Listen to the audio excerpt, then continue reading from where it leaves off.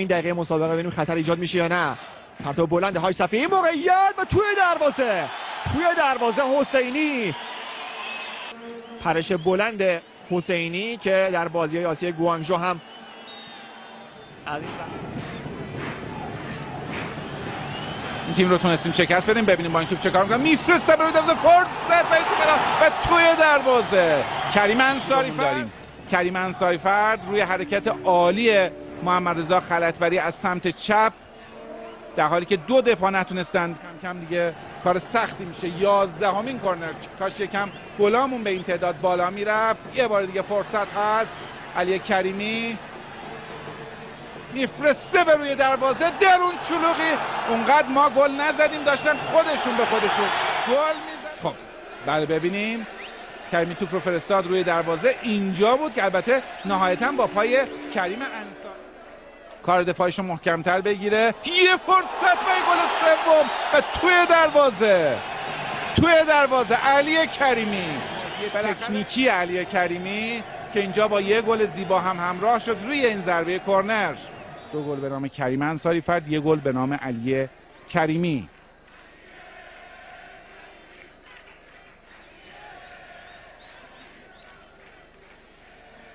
این بار حرکت از سمت راست، یه ارسال دیگه به روی دروازه، درون فرصت به توی دروازه و پاس رو به جلوی کریم انصاری‌فرد که نشون میده که به غیر از گل زدن پاس خلعتبری یه موقع برای حیدری میفرسته به مقابل دروازه، یه توپ باد آورده میتونه صاحب پنالتی بشه. اینو توی دروازه گل برای تیم ایران.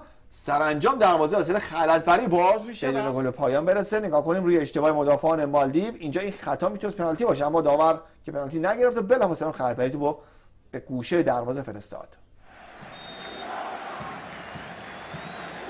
این ضربه بلند بعد توی دروازه، بالاخره قفل دروازه اندونزی میشکنه، اون هم توسط چه کسی جا دیگه. بعد ببینیم که چه اتفاقی میفته دیگه. اندونزی از واقع هم عنوان کرده که این تجربه رو داره. تیموریان این صفحه انجام میده، موقعیت و توی دروازه. گل دوم برای ایران 2 اندونزی 3. یک لحظه پشت سر خودش رو میبینه و بدین شکل با بازیکنان اندونزی داشتند. تیموریان مجددا خودش یک پاس تعامل رو میاندازه و ببینیم از این موقعیت چگونه استفاده میکنن. ماینی رو به بیرون، فرصت و توی دروازه. گل سوم برای تیم ایران. اندونزی 0. بعد نیست که تسلیتی بگیم به دلیل درگذشت محسن حاج نصری. حالا ضربه کرنر زده میشه، فرصت توی دروازه گل برای ایران. هادی عقیلی گل اول رو برای تیم ایران به ثمر میرسونه. ضربه دیدنی آندو تیموریان رو کوتاه زمینی سمت راست، ماهینی لب خط، خلعتبری تو نگه داشته. خود خلعتبری با یه بدن بازیکن رو جا میذاره، خیلی خوب میکنه، انجام میده. سانتور دروازه، قاضی یه ضربه ایستگاه توی دروازه، گل برای ایران. میتونه باعث شه که تیم فلسطین جلوتر بیاد و بازی زیباتر دنبال بشه. هم بهش نزدیک میشه. خود پژمان نوری که از لژیونرهای این فصل فوتبال کشورمون که در فوتبال امارات توپ میزنه، کار خوب بازیکن ایران سمت راست توی دروازه، فرصت و گل دوم.